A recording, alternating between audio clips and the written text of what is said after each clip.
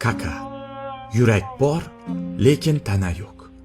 2007-yilda Milan bilan Chempionlar Ligasini yutgan. O'sha yilgi oltin to'p egasi 2009-yilda 67 million yevroga Real Madridga o'tdi. Bu o'sha davr uchun juda katta summa edi. Ammo Realda ketma-ket jarohatlar, tizzadagi muammo, mushak yirtilishlari, faoliyatining 2 yili operatsiyalar bilan o'tdi.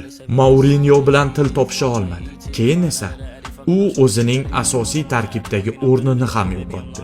2013-yilda u o'z uyiga, Milanga qaytdi. Ammo bu endi oldingi Kaka emas edi.